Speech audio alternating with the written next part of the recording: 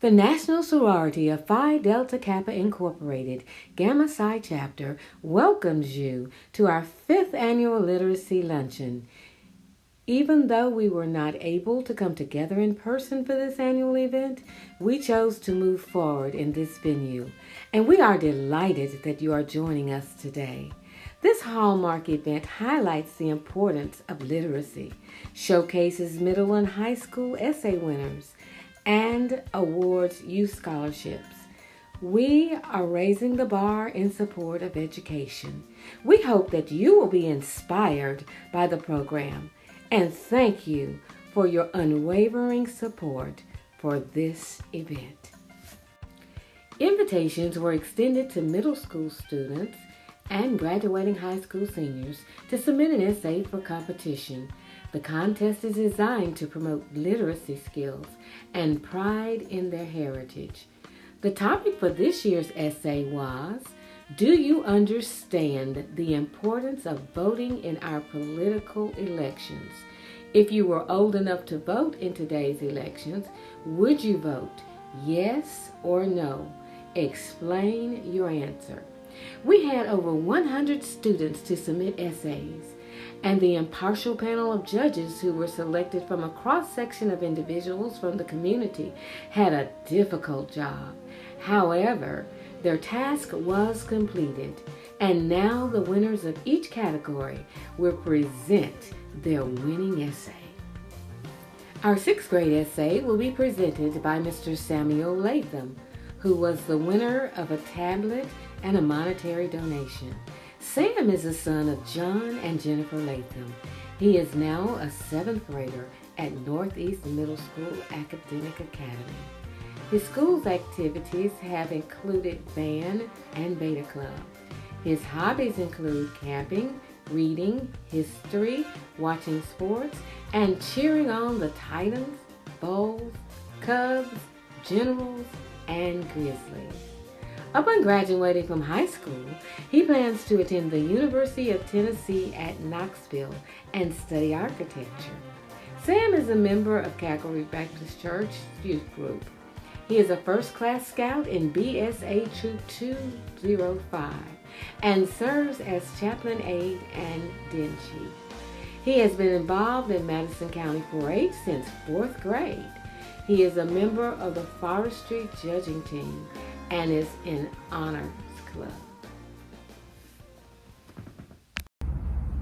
We all have an instinctive desire to make our voices heard.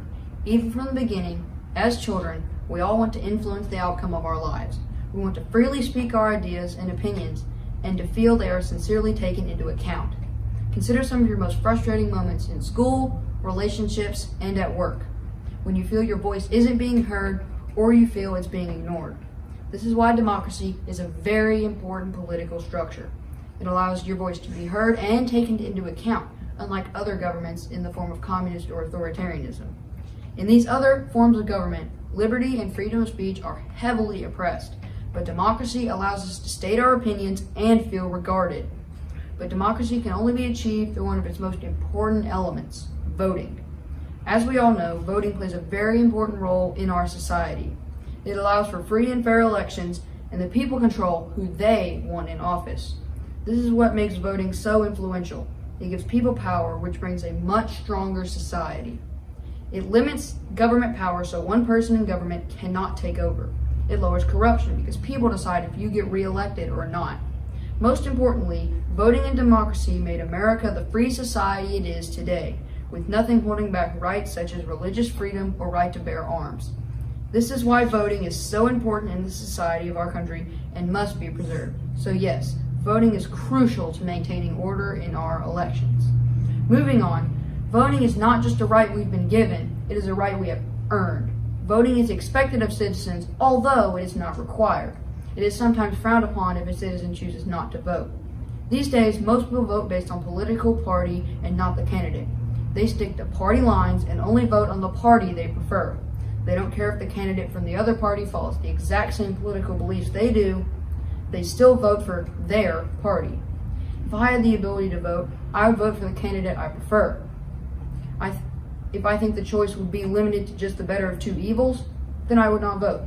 This type of voting limits corruption, and it shows qualities people want in a leader and not the qualities they want in a party. So I would only vote when I think the candidate is suitable for the job and I support their policies. In conclusion, voting is a very crucial part of our elections and on a greater scale, our society. People should remember their votes are weighed equally. We should all remember that our voice counts just as much as everyone else's. Thank you. Our 7th grade winner is Miss Danisha Denise Rhodes, who was the winner of a tablet and a monetary donation. Danisha is the daughter of Kenyatta Gregory and Danny Rhodes. She is now an 8th grade student at West Junior High School in Oakland, Tennessee. Her favorite subject in school is math. She enjoys staying home and spending time with her family. She plans to attend college and study nursing and pursue a career working with children. I do understand the importance of voting in our political elections because the privilege to elect our government leaders was limited to certain specific groups of people until just recently in history. If I was old enough to vote, I would exercise my right to do so because I know how important it was to people that wanted to vote but couldn't. I would vote to get a good leader over our nation. 500 years ago, the Italian city-states of Florence, Milan, and Venice stepped outside the norms of government, namely kings and queens, and allowed their citizens to elect their leaders. For so long, the privilege to vote to choose our leaders was afforded to only a few. Today, we need a leader that will make better choices for us, who will fight to end all the bad stuff happening to us in our nation. Considering how much of our country's government revolves around voting and elections, it would make sense for Americans to make their opinions heard through ballots. Interestingly enough, that is not as what happening today. The 2008 U.S. Census Bureau says that only 63% of all people registered to vote actually did. That doesn't seem bad until you realize that only 72% of America is registered to vote. In reality, only 45% of those registered are voting in these elections. Even though they could determine the fate of our country, personally, I believe that everyone should vote because everyone has their own opinion. In America's democracy, we value our ability to choose who is in the office and revel in the fact that we have a say in what's going on in the political world. However, when less than half of the country is voting regularly, we have to ask ourselves, is this really a democracy? Yes, many people will argue, of course it is. We still have elections and the country is run by the president. But if the whole purpose of democracy is for every person to have a say in what's going on, and when less than half of the country is voting, then that is not democracy. What concerns me is the fact that most of the people who don't vote are young. Those who are 18 to 24 years old, even though many people are opinionated and have different beliefs and ideas, most millennials 18 to 24 age group have removed themselves from the electoral process. When I first heard these statistics, I was shocked. We always assume that everyone votes, but that is not reality. Well, I found it was hard to believe that only about half of millennials actually and actively voice their thoughts through the ballot box. I personally cannot wait until I'm old enough to have a say in the workings of the government. I hate the thought that people who have the opportunity to vote abuse it. Because of this and the fact that the voters quite literally have the future of the country in their hands, I urge any and all people reading this to realize how big a part of democracy voting is and to use the opportunities given to them to make a difference in the United States. Citizens of many countries complain about the world around them, and many do not have an option to change the world. However, we do. The youth of America have the ability to make decisions that can affect the country. If you don't like the way America is run, you do not have to vote in elections or make your opinion heard, then you, not the government, is at fault. I hope that, in conclusion, I hope that reading this essay, I have helped you realize the importance of voting, because with the ability to choose what happens in this country, we make America stronger. Our 8th grade essay winner is Miss Caitlin Clark, who was the winner of a tablet and a monetary donation. Caitlin's parents are Candace Crisp and Cortez Clark. She was an 8th grade student at Whiteville Elementary and is now a 9th grade student at Bolivar High School. Her school activities include cheerleading and membership in the Beta Club. Her hobbies are drawing, writing, traveling, and shopping. She plans to attend Tuskegee University and study dentistry. Caitlin was tested and declared gifted and talented by the Hardeman County School System at the age of 8. Voting is important, right? A lot of people don't understand how important it is. Some people even take advantage of their right to vote. A lot of people take voting for granted. We are currently in a generation where voting is extremely important. The world is changing. Everyone's vote matters, especially African Americans and women. Everyone should vote. Everyone has their own opinion. I think the problem is that the young people around the age of 20 are not exercising their right to vote. That is crazy to me. People around the age are our future. In the early 1900s, the 19th Amendment was passed. The 19th Amendment gave the women right to vote. Starting in the 1800s, women organized, picketing, and petitioned to get the right to vote. It took decades to gain their right. Champions of voting rights for women worked tirelessly. Their plan excelled when the 19th Amendment was ratified. People died for their right to vote. In 1959, people of color in Fayette County and Haywood County fought for their voting rights. The concern started when Burton Dodson, who was an African American farmer in 1941, was tried for murdering a white man. At this time, people of color were being denied their right to participate in the electoral process, which eliminated people of color from being potential jurors. In order to end this injustice, African Americans in the two counties organized the original Fayette County Civic and Welfare League and the Haywood County Civic and Welfare League. With the organization of these leagues, voter registration drives began and blacks began to register to vote. Most whites in these two counties used their power. A list was made of all the African Americans in those two counties that attempted to vote. The list was sent around. Most white store owners refused services to those on the list, and even some of the white doctors did not give medical care. In the winter of 1960, white property owners evicted hundreds of black tenant farmers from their lands. Leaders of the African American community in these two counties did not give in to the whites. With the help of African American landowners, they formed a community called Tent City. They used Green Army tents for shelter during the cold winter winds. If my ancestors could survive under these circumstances, I know I have to exercise my right to vote when I'm old enough. If I was old enough, I would vote because that is my future and I want to live a good life. People's lives depend on who's in office. If we don't be careful, we could end up repeating history. Is that something we want to do? No. We should move forward as a country, not backward. Our graduating high school winner, Mr. Allington Glenn Thorpe, who was the winner of a $1,000 scholarship. Allington is the son of the late Daniel Thorpe and Cheryl Thorpe. He is a 2020 graduate of Liberty Technology Magnet High School and was dually enrolled at Jackson State Community College. His activities while in high school included National Beta Club, Liberty Tech football team and track and field team, and Junior Rotarian. He was a part of the CTE program, where he has completed the Certified Production Technician program, which consists of recognized industry certifications. Allington held membership in the National Kappa League organization, Top Teams of America, NAACP, Correctional Peace Officers Foundation. He is an active member of Lane Chapel CME Church in Humboldt, where he served as the head junior usher, a member of the Christian Youth Fellowship, and a member of the Youth and Young Adult Choir. Allington served as worship leader for several worship services. Allington is now a student at Middle Tennessee State University. He plans to pursue a degree in mechatronics engineering to develop robots that will in some way enhance the lives of others. Question is, do I understand the importance of voting in the upcoming political elections? And if I were old enough to vote, would I? Let's start off with a quote.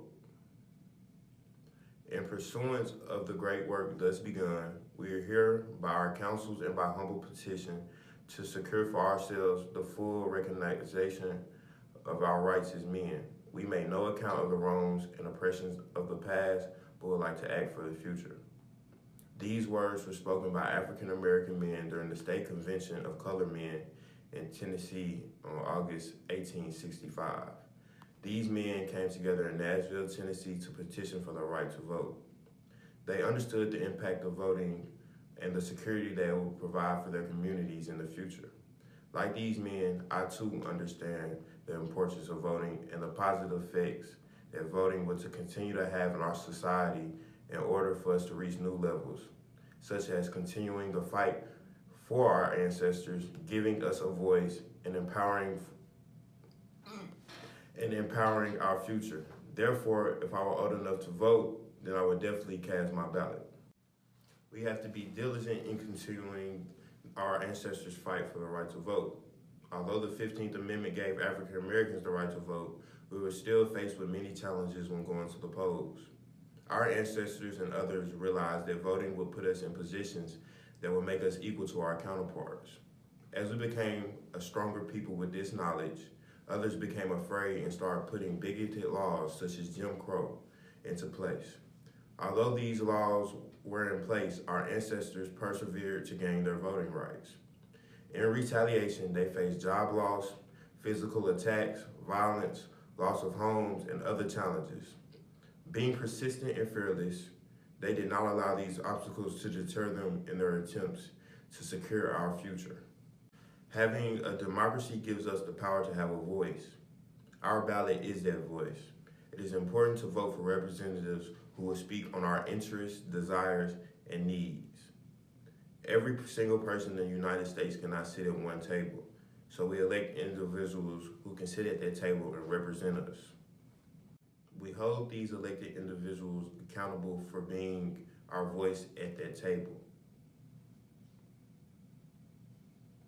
Our future depends on the decisions made yesterday and today. Voting empowers us in our daily lives, from critical issues such as who will fairly govern our nation to taking care of the basic needs of our less fortunate. Voting is essential. Casting a vote for our future generations will ensure more productive living environments.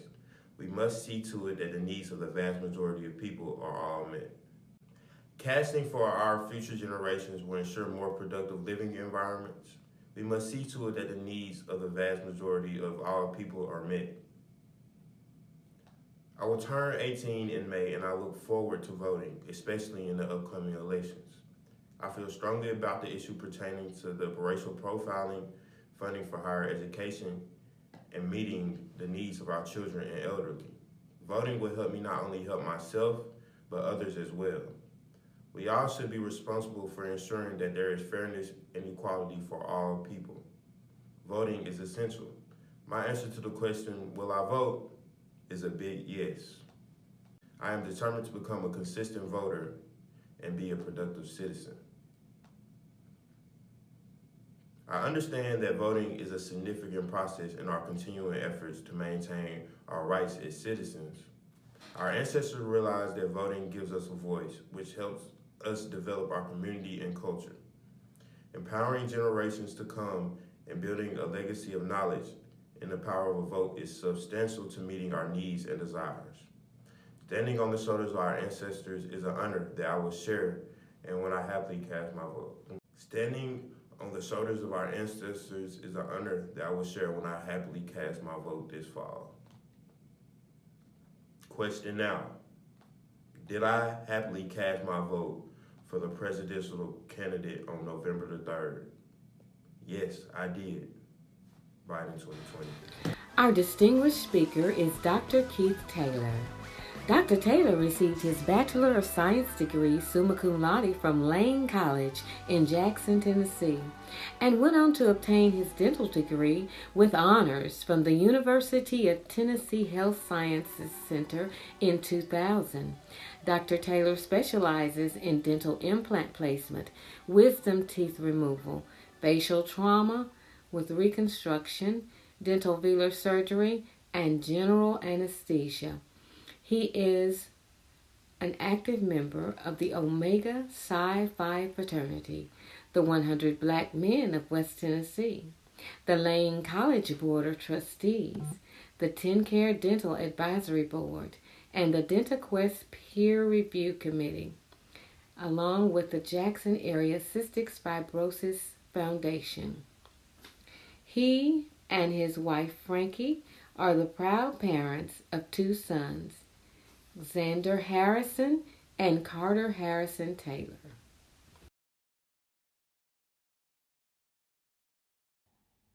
Good afternoon. My name is Dr. Keith Harrison Taylor. I'm an oral and maxillofacial surgeon in Jackson, Tennessee. I'm here today to discuss the topic of raising the bar in education. I can only speak from my background, but today the statistics will tell you that most African American students are not prepared for college. Sadly to say, most African American students are impoverished and don't have access to the same educational tools that our white counterparts have. And also, even most of the African Americans that take courses such as AP courses are not prepared. I can only relate to this from my story. I am that inner city kid from Indianapolis that grew up in a household with 2 parents. I lived with my natural father, my natural mother. I had an older sister, but we were poor. I was raised in a gang-infested neighborhood that was high in crime. Prostitution was around. Armed robbery was around. Drug dealing was around. And sadly to say, even murder was around. But I chose to do better. I chose to do better because my mother was a lifelong educator and my father was an avid learner.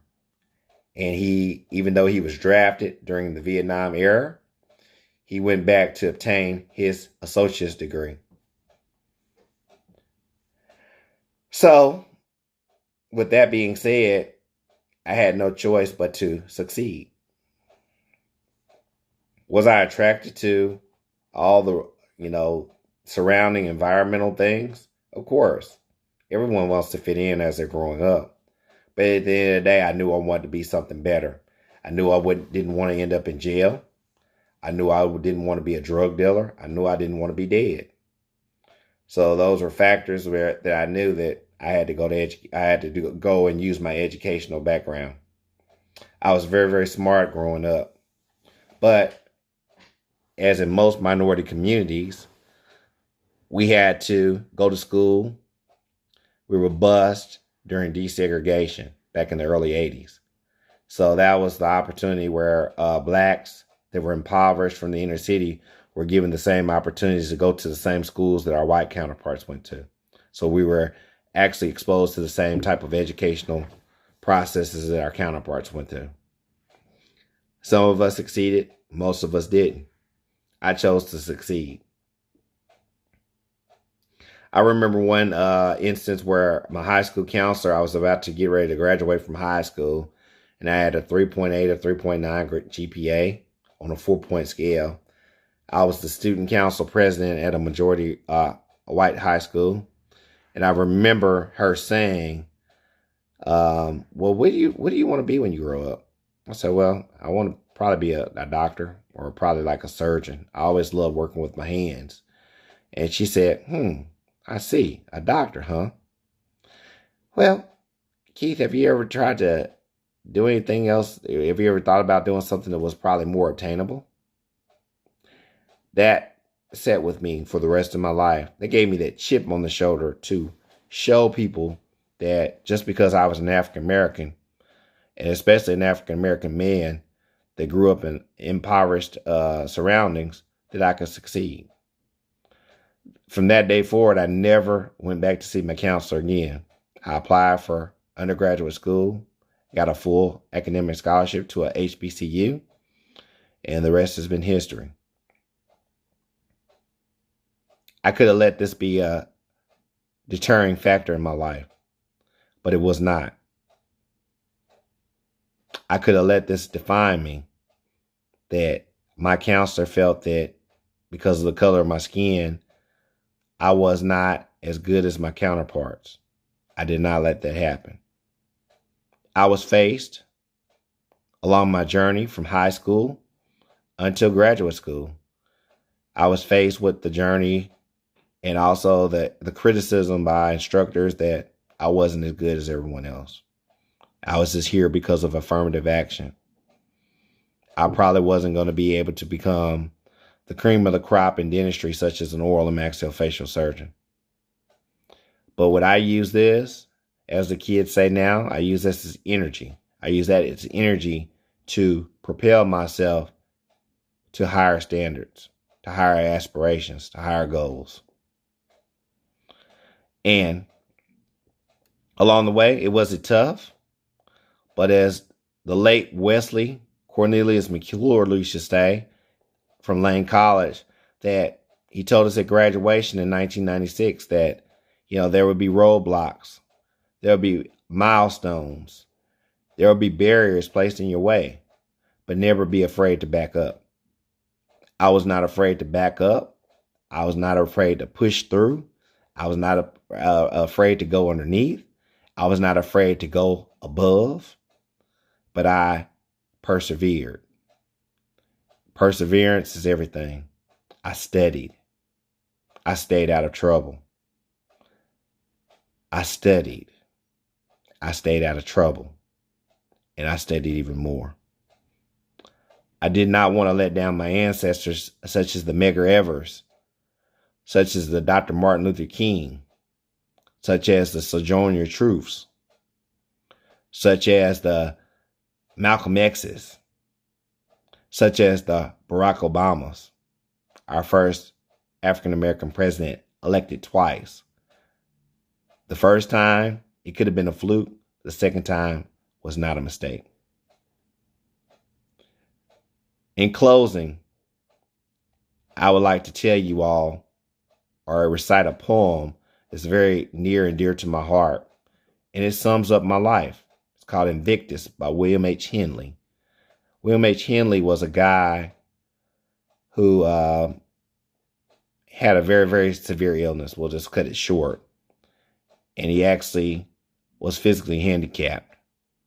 But this poem talks about perseverance and staying the course. It's entitled Invictus.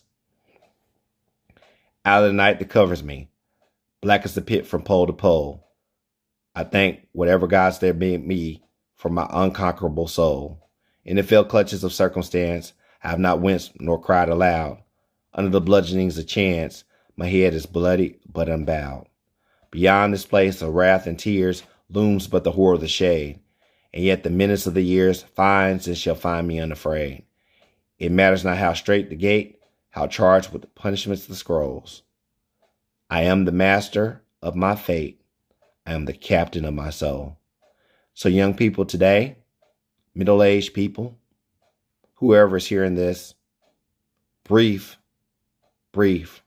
discussion. I would say, never give up. Always have faith. If you are that successful minority member of our community, give back. If you see a kid that might need a book, and that book is stopping him from achieving, or she from achieving a goal, get the book for him. If you see a kid that's in your third grade class who's reading below reading level, reach back. Spend a little extra time helping that child so he or she can obtain their goals, so they can get caught up to their level. If you see someone that needs a job and you are friends with an employer, you discuss with that person your expectations of how you want them to do a good job. But like, to whom much is given, much is required. You have to give that same to them. You have to tell that person, okay, I want to help you this time, but you always, what I've done to help you to succeed, you need to make sure you do that for the next person. That's the only way that we as a people are going to succeed, overexcel, and become a better part of the society. God bless and have a great day. We hope that today's program has inspired you to take another step in promoting literacy in our communities. Literacy is not only the ability to read and write, but according to the United Nations Educational, Scientific, and Cultural Organizations, it is the ability to identify, understand, interpret, create, communicate, and compute using printed and written materials. The National Sorority of Phi Delta Kappa Incorporated is a professional teacher sorority that was established by 8 African American educators in 1923 in Jersey City, New Jersey. The mission of the organization is to foster a spirit of sisterhood among teachers and to promote the highest ideals of the teaching profession. Literacy is our overreaching national theme, pursuit of excellence, a challenge to fulfill. Again, thank you for your support.